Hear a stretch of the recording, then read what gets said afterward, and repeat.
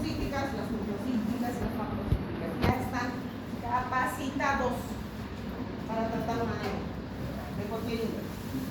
Ahora vamos a ver lo contrario, las poliglobulias y las policitemias.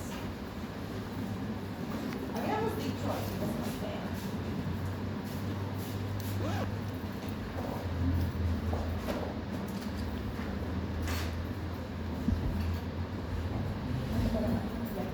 habíamos visto que la hemoglobina a nosotros nos diagnostica la anemia. La anemia nosotros la tenemos que obtener,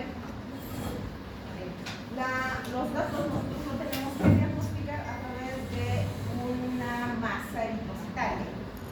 La masa eritrocitaria nos sirve más que para la anemia, para la poliglobulia. La poliglobulia es un aumento de la cantidad de eritrocitos. Por lo tanto, es un aumento de la masa eritrocitaria. A diferencia de la anemia, que es la disminución de la hemoglobina. La masa eritrocitaria es el peso seco de los eritrocitos. Podemos tener una hemoglobina normal con un hematocrito bajo, tener una hemoglobina normal con un hematocrito alto. Si nosotros tenemos una hemoglobina baja, estamos frente a una anemia, independientemente del hematocrito. Pero si nosotros tenemos un hematocrito alto, estamos frente a una poliglobulia. Entonces, es un aumento de los glóbulos rojos circulantes con un aumento de la masa eritrocitaria. Esa es la característica de la poliglobulia. ¿Y cómo nosotros sacamos la masa eritrocitaria? Multiplicando 32 por kilogramo peso de una mujer. El 32 es un número constante. Si la mujer pesa 40 kilos, ¿cuánto tiene que ser su masa eritrocitaria? Multipliquen 32 por 40. Ese es el índice de masa eritrocitaria.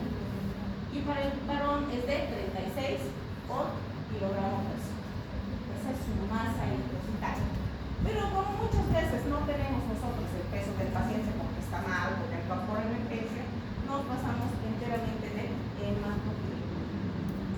Entonces el hematocrito nos orienta sobre la cantidad de eritrocitos circulantes. Y nosotros tenemos que diagnosticar esto en el paciente. Por lo general el paciente llega con una crisis al hospital, no llega porque él está con su hematocrito alto, cuando está sintomático, ni se percata. Llega cuando ya está en una emergencia. Entonces, ¿cuándo nosotros vamos a ver eso? Un hematocrito por encima del 55% en el varón.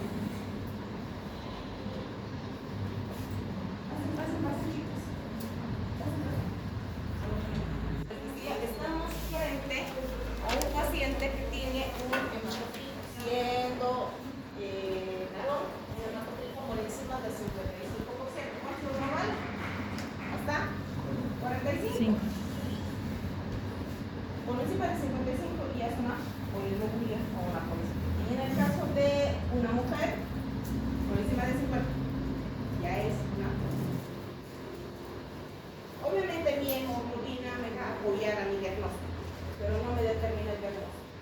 Me voy a decir una hemoglobina normal, un hematocrito alto es poliglobulia. Una hemoglobina alta con un hematocrito normal no es poliglobulia.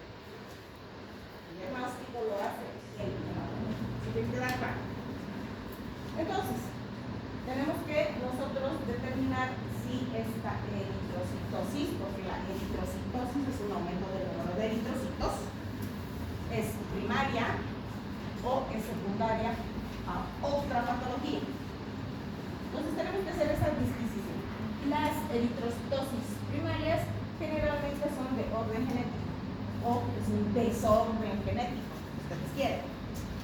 Una de los ejemplos más importantes de eritrocitosis primaria es la policitema vera.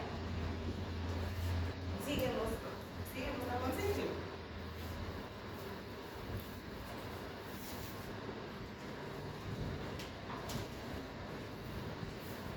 Entonces, tenemos que ver cuáles son las causas de una eritrocitosis primaria de una eritrocitosis. La eritrocitosis primaria principal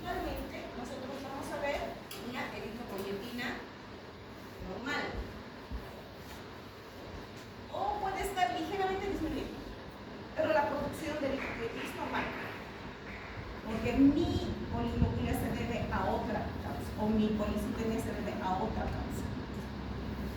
Tenemos aquí que la adquirida, la más importante, es la policitemia leve. Nosotros que vivimos por encima de los 3.000, 4.000 metros por encima del nivel del mar, nuestro organismo, nuestra fisiología se adapta a eso. Y como en alturas la oxigenación disminuye, nuestro organismo produce mayor cantidad de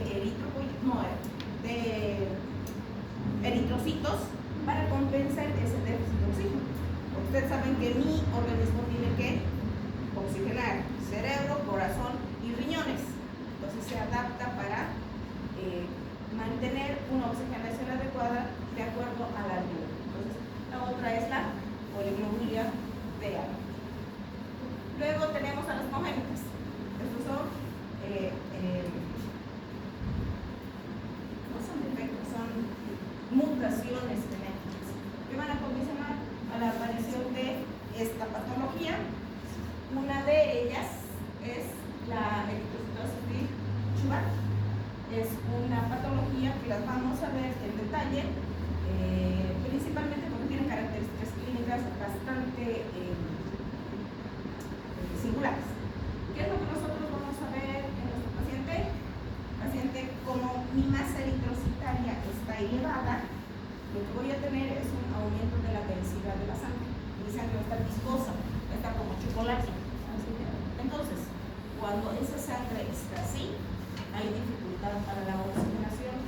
Mi paciente va a tener principalmente dolor precordial, mareos, vértigos, disciplinosa, tinnitus, porque no está oxigenando correctamente, porque mis eritrocitos están tardando en pasar por ahí, por el aumento de densidad.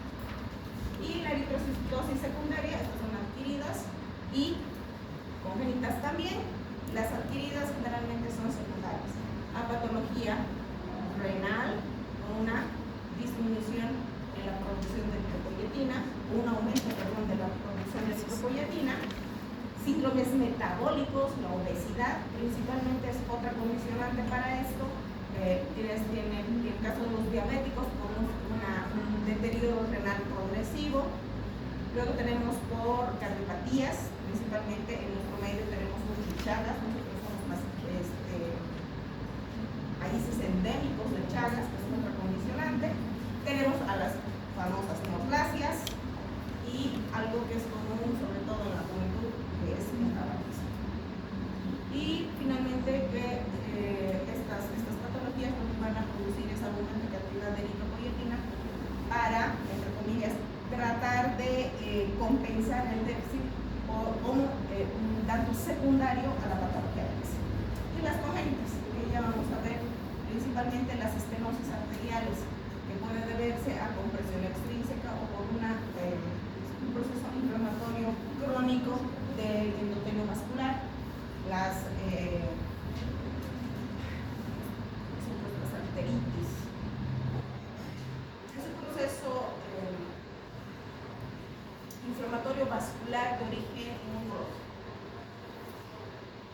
Entonces, si yo estoy frente a un laboratorio y tengo un aumento de mi hemoglobina, tengo que ver si esto es relativo o es absoluto. Relativo, ya les decía, eso es cuando hay una condicionante que nos va a ocasionar una disminución de la volemia, simplemente del volumen, con lo que va a elevar mi recuento de eritrocitos. Mi masa eritrocitaria es normal, con un volumen plasmático bajo. No es una poliglobulia. Tengo que tener en cuenta primero los antecedentes del paciente. Dentro de estos tengo que ver mi paciente en conjunto, si mi paciente está deshidratado, vómitos, diarrea, quemados, etc. Uso de diuréticos, principalmente los pacientes con cardiopatía, o las señoritas que desean tener un físico de 90, 60, 90, son diuréticos para no retener líquidos. Alcoholismo, y algo que está muy de moda hoy en día, gracias a la agitada que llevamos, que es el ácido, que son condicionantes para haya una disminución de la huella. Y el síndrome de Gaze-Book, que es una patología congénita, que la vamos a tocar solo por las tapas, porque esto ya es competencia enteramente del especialista. Y mi eritrocitosis absoluta verdadera, en el que sí tengo un aumento de mi masa eritrocitaria. También tengo que ver cuál es la desencadenante. La hipoxia es la principal. No se olviden que la hipoxia va a hacer que el riñón comience a producir grandes cantidades de eritropoyetina. Mi enfermedad pulmonar obstructiva crónica, atelectasia, asma, bronquitis, todas estas patologías que van a condicionar una disminución del intercambio gaseoso, oxigenación. Alteraciones hormonales, principalmente tiroideas y suprarrenales, que son las que van a condicionar la alteración de la eritropoyetina. Hipoxemia de altura, como ya lo hemos visto. Y finalmente el tabaco. Son las no patologías, sino las condiciones que nosotros tenemos que averiguar en los pacientes cuando ingresa a nuestro consultorio o cuando ingresa a la y la policitemia vera, que es la congénita, que es la más frecuente, y los síndromes mieloproliferativos. La policitemia vera es un síndrome mieloproliferativo. ¿Por qué? Al ser una mutación genética, el JAK2, así se llama el gen, esta va a condicionar a que haya una producción descontrolada de eritrocitos, no dependiente de la eritropoyetina, porque la eritropoyetina es normal. Lo que pasa es que al tener mutado el gen, hay una orden, una contraorden al riñón para que comience a producir, contraorden a la médula para que comience a producir la línea eritrocito. Poliglóbulas secundarias, su nombre lo dice, es secundaria a otra patología que nosotros tenemos que buscarla, rastrearla. ¿Cómo vamos a dar con esto? Primero, a las enfermedades inflamatorias. La inflamación, ¿qué va a producir? ¿Qué va a producir la inflamación? Interleuquinas o citocinas, factor de necrosis tumoral, interleuquinas, serotonina, bradiquín, todas estas sustancias neurotransmisores van a actuar sobre la función renal y sobre el tejido pulmonar, porque son los dos que van a controlar la parte de oxigenación del organismo. En la enfermedad inflamatoria pulmonar, el problema está a nivel de los alveolos. El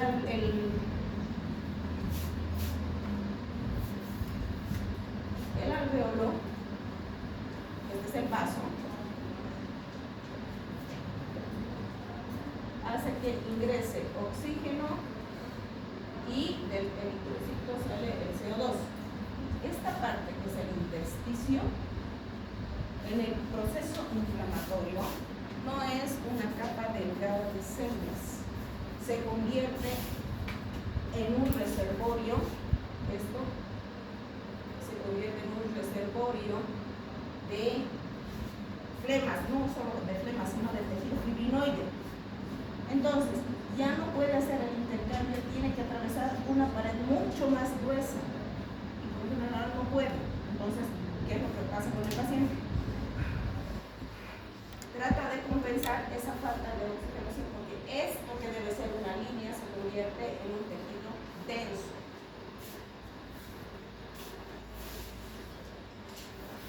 Entonces, ¿qué es lo que pasa en ese proceso?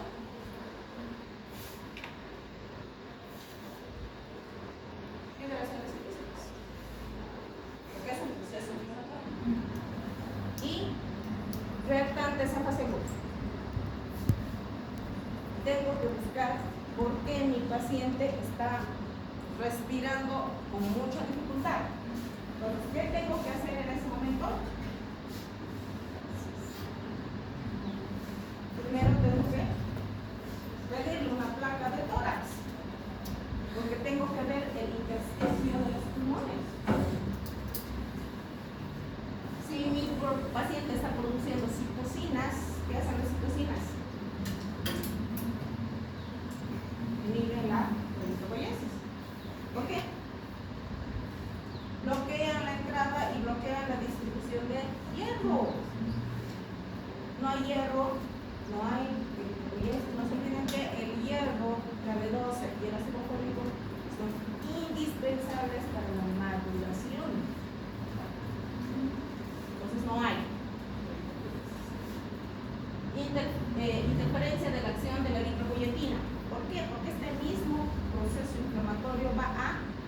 prohibir la producción de eritropoyetina.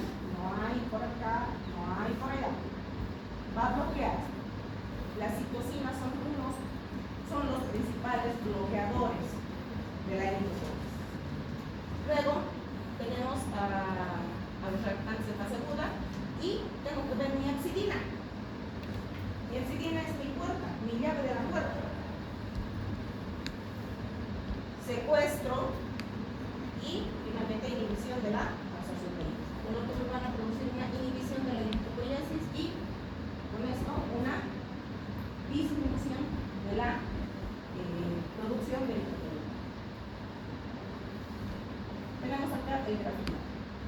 Normalmente baja el oxígeno, el riñón produce eritropoyetina porque a respuesta de la hipoxia se produce eritropoyetina.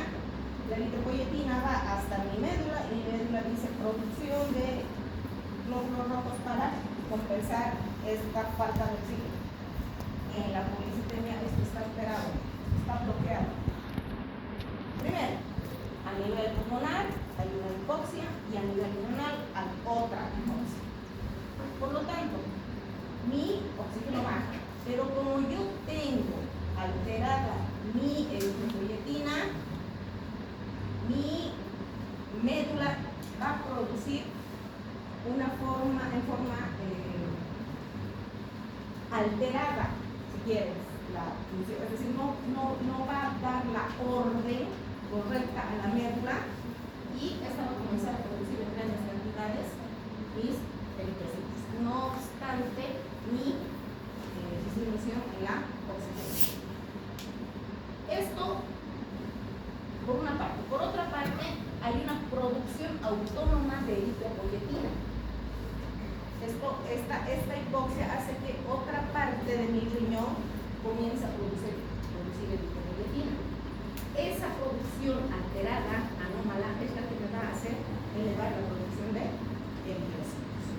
Y por otro lado, cuando tengo una eritropoyetina normal o alterada, mi producción eritrocitaria es también acelerada porque es una falla en un gen que va a regular esto. Les decía que la policitemia vera, el gen que está alterado, está mutado, ya dos, como vamos a ver. Ese es el que me va a producir una acelerada, a generar una acelerada producción de eritrocitos. Y obviamente esto es una enfermedad propia de las células progenitoras monoclonales. ¿Cuál es la clínica? Cualquiera diría que es distinta a la anemia, es similar a la anemia. La clínica es muy parecida. Primero, el paciente va a tener mareos, fatiga, va a tener tinnitus, van a sonar los oídos, cefalea, visión borrosa. Lo que es típico que no hay en la anemia es la parestesia, que es el adormecimiento, el hormigueo de las manos y de los pies. Prurito, aumento de la presión arterial por diversas zonas y procesos hemorrágicos, principalmente a nivel de las vidas. Entonces, ¿por qué el paciente acude normalmente a la consulta? Porque tiene mareos, cefalea, tinnitus, y cuando el paciente entra, lo primero que ve es su cara está medio morada. El paciente tiene la cara de luna llena, está morada. Se van a fijar en la nariz, tiene esas venitas bien marcadas, incluso están reventadas. Sus cachetes también rojitos.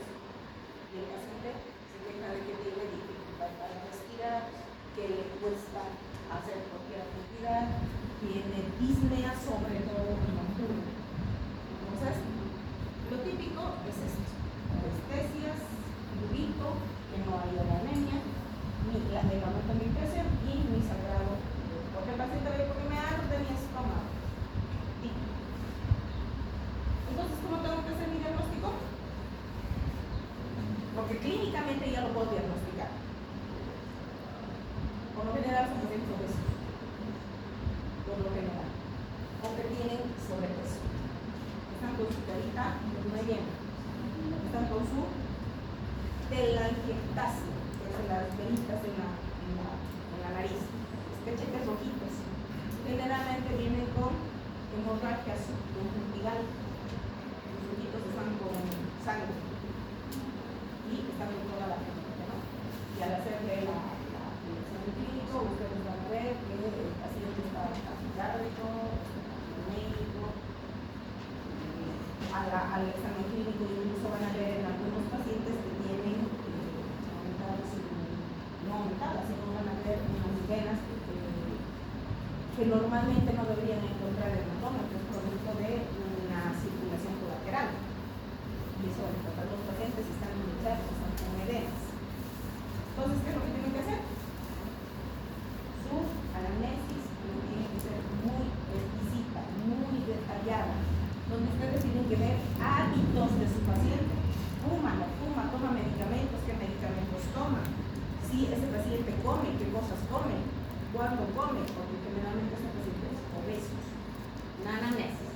Antecedentes familiares.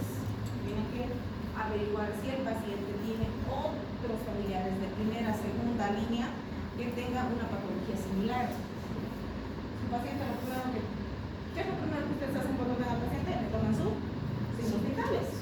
Entonces ahí se van a dar cuenta que es hipertenso. Tienen que averiguar sobre hipertensión arterial familiar. Es un antecedente importante. Antecedentes neoplásicos. Aquí ya tienen que tener en cuenta las neoplasias porque la policitemia vera es una enfermedad mieloproliferativa.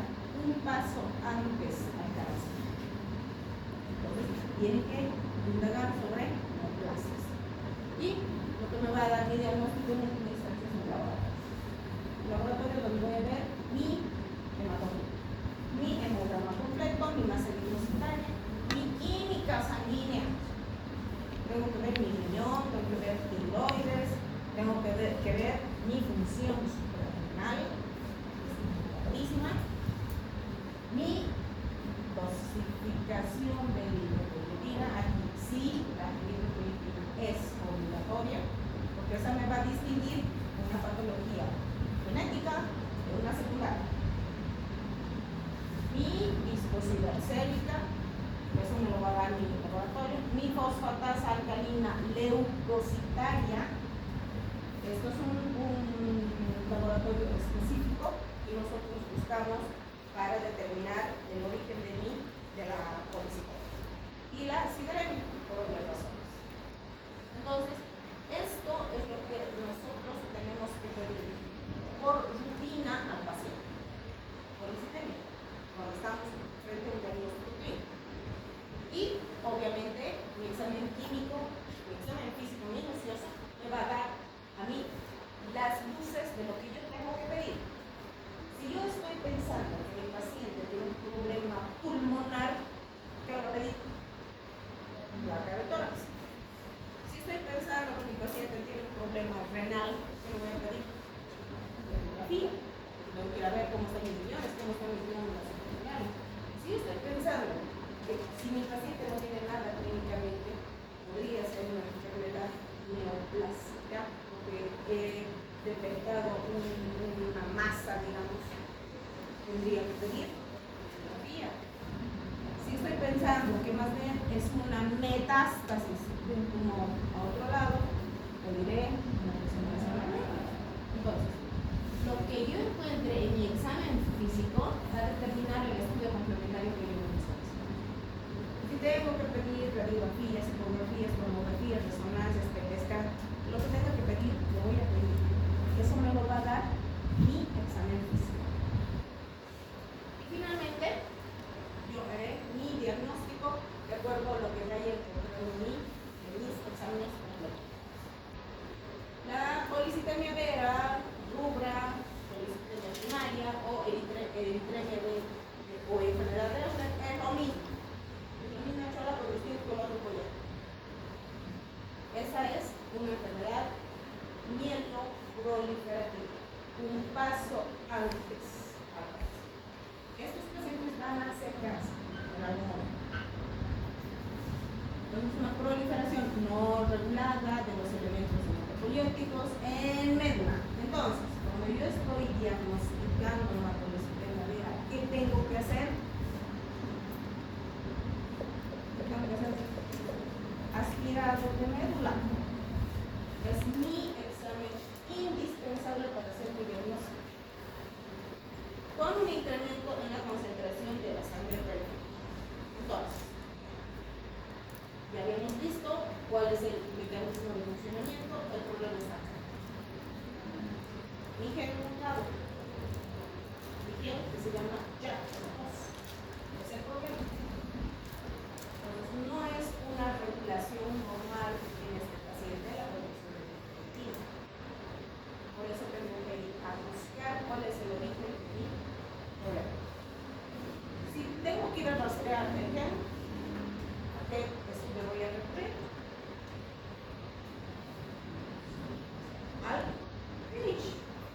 Voy a ir a buscar un gen. Tengo que pedirle FISH para determinar si realmente es el JAK2 el que está mutado.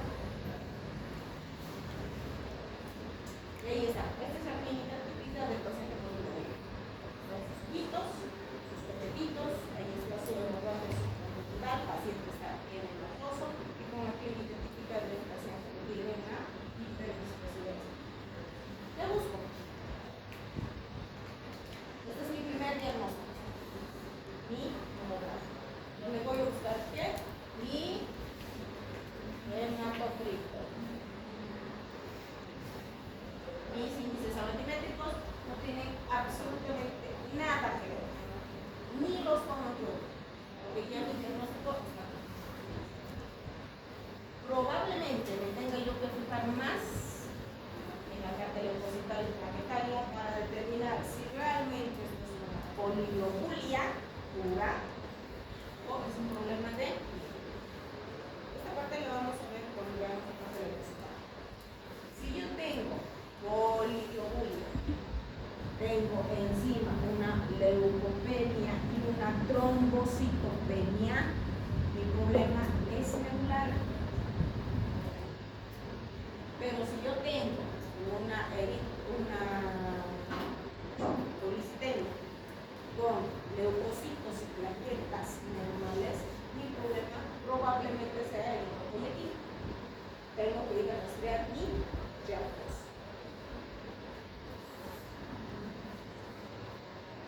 Ahí está. ¿Qué es lo que pasa en el paciente con polisistemia vera?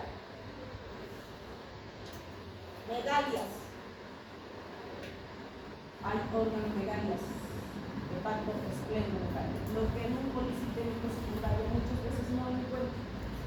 No obstante, yo tengo que hacer una disquisición de si mi paciente es obeso o tiene organomegalias, porque es similar. Si se fijan aquí, mi paciente no tiene rasgos de ser obeso, porque más bien es delgado arriba. Su problema es organomegalias.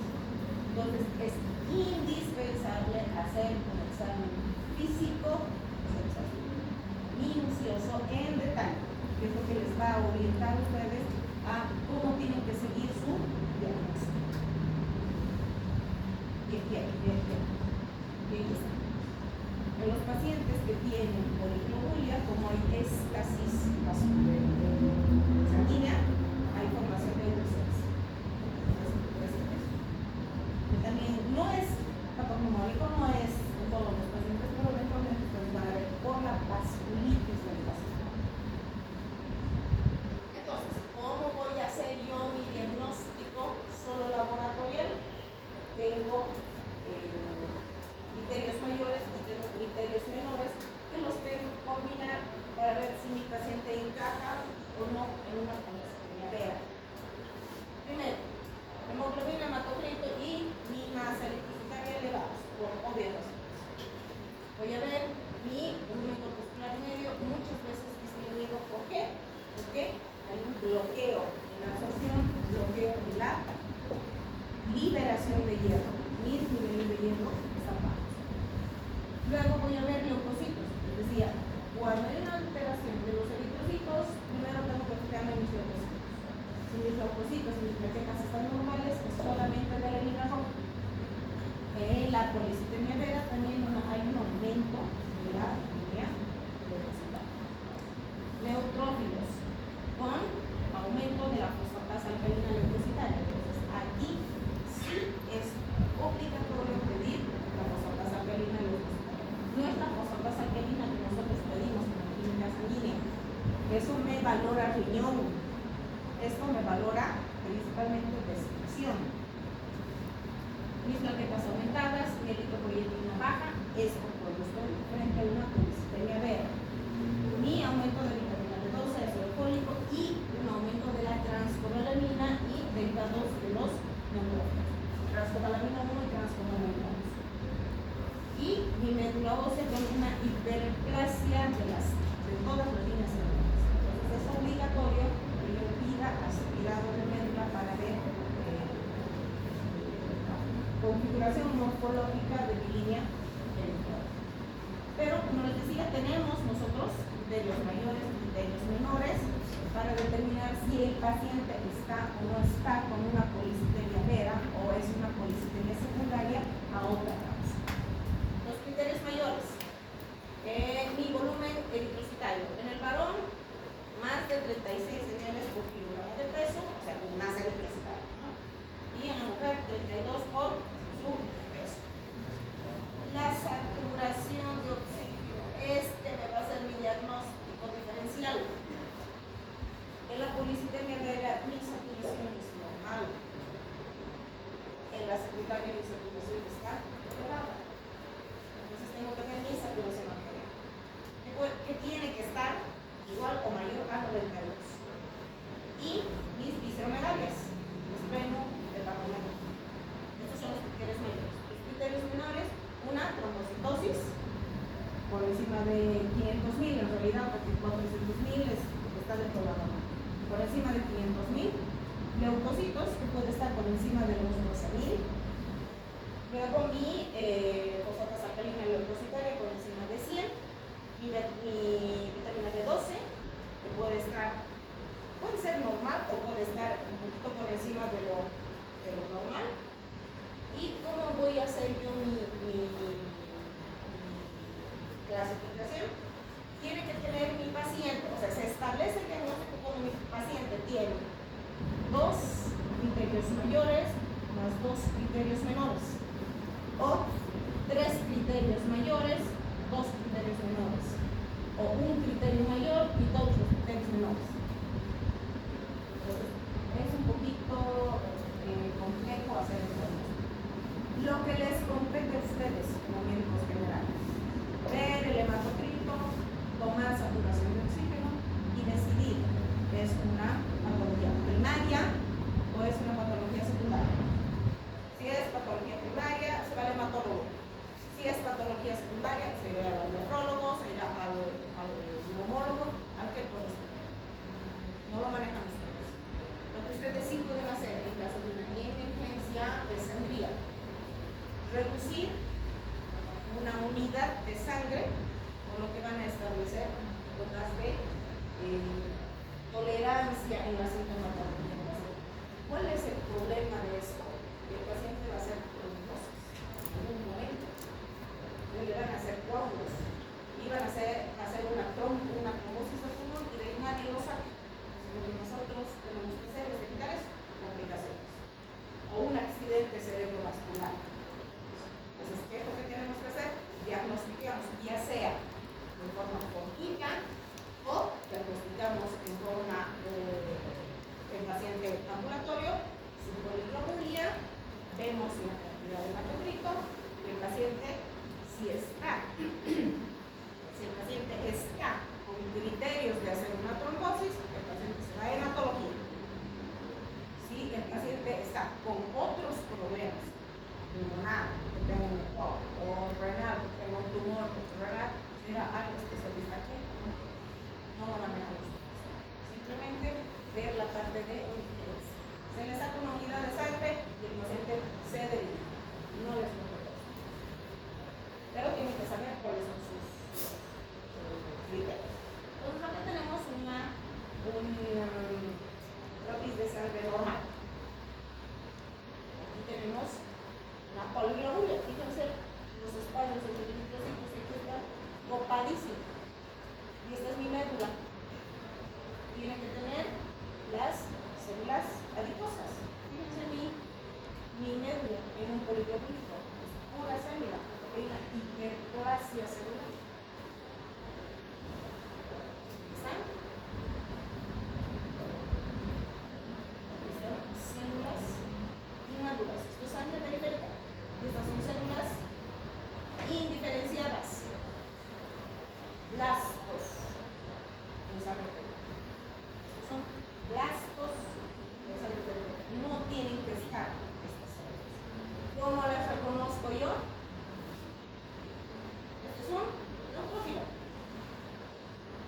Y esta cosa es un eritroblasto, porque no tiene una estructura morfológica específica.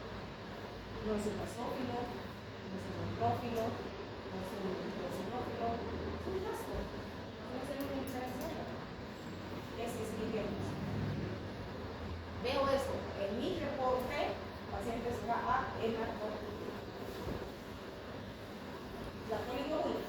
Entonces, ¿cómo tengo yo que hacer para discriminar? Primaria, secundaria. Primero, mi masa eritrocita, mi laboratorio, mi hemograma común y silvestre.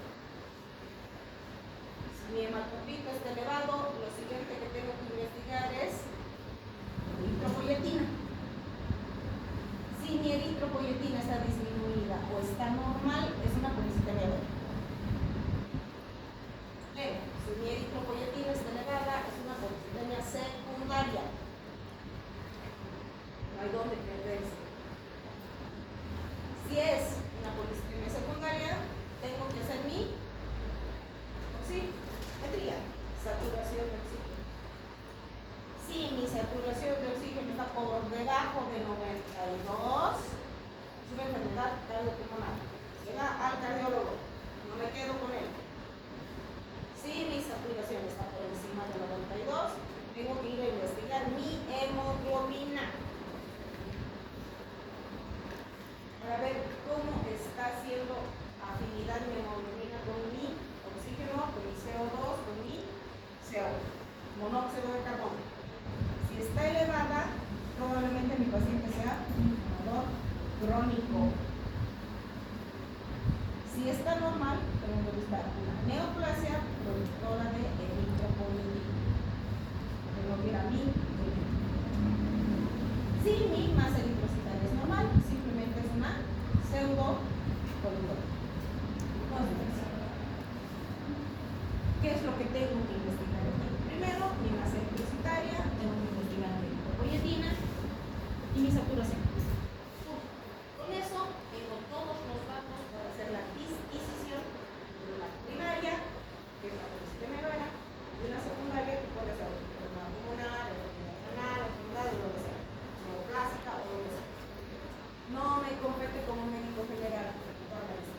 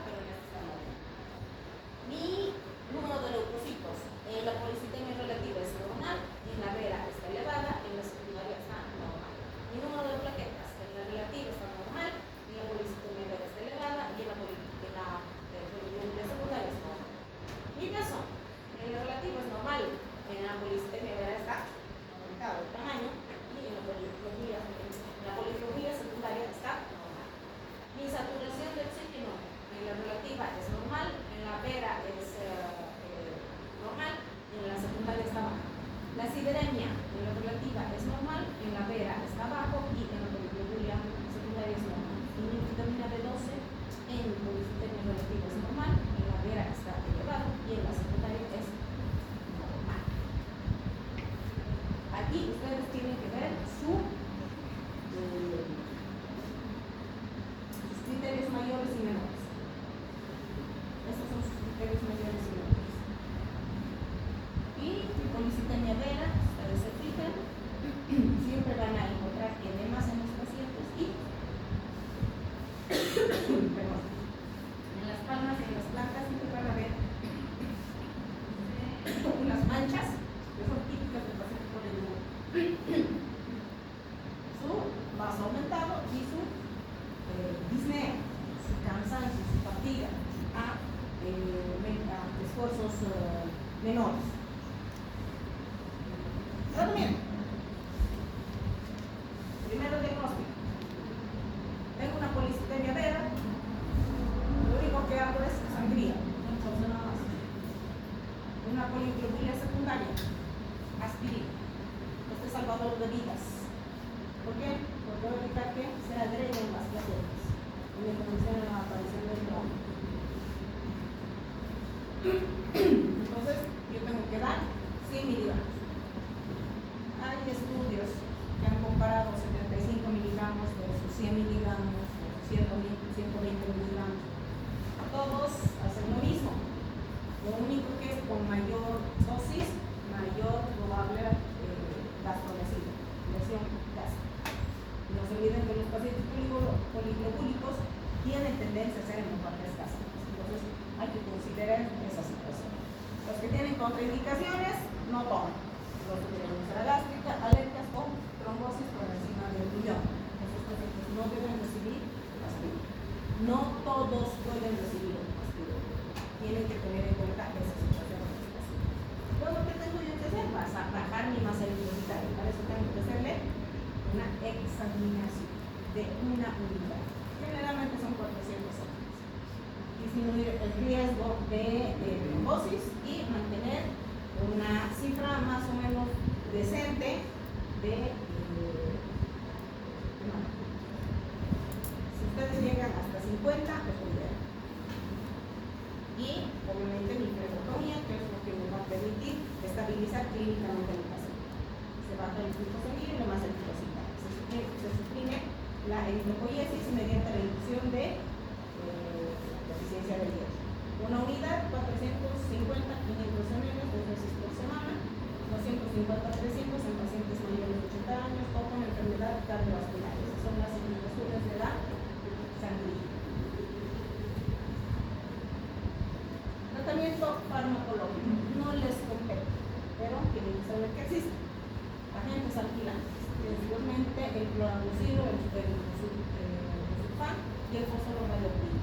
Eso se utilizaba antes, en la era arcaica. Ahora ya tenemos otros medicamentos que son mucho más accesibles, menos tóxicos, como la hidroxilina. Eso es el que se utiliza acá. Este se da 20 miligramos kilo día hasta un máximo de 500 miligramos. Esto es forma escalonada, esto es quimioterapia. Luego, inhibición del JAK2 a través de uroxipimab. Este es un anticuerpo monoclonal. Este anticuerpo lo que va a ir a hacer es agarrar al JAK2 y lo va a suprimir, lo va a neutralizar. Entonces, va a permitir que en forma externa nosotros como médicos, hematólogos y lo que ustedes quieran, podamos darle al paciente la estabilidad necesaria para que no tenga una desateración o esa deformulación del medicamento. Porque vamos a ir a suprimir a este tipo. En el caso de pacientes que tengan prurito, antihistamínicos y allopurinol. ¿Por qué? Porque cuando la masa eritrocitaria está muy densa, condiciona a la aparición de gota, ataque agudo de gota. Nosotros tenemos que administrar allopurinol. Además de que al suprimir este gen, nosotros ocasionamos lisis tumoral, así se llama, el síndrome de lisis tumoral. Eso hace que los niveles de ácido úrico se eleven. Para eso vamos a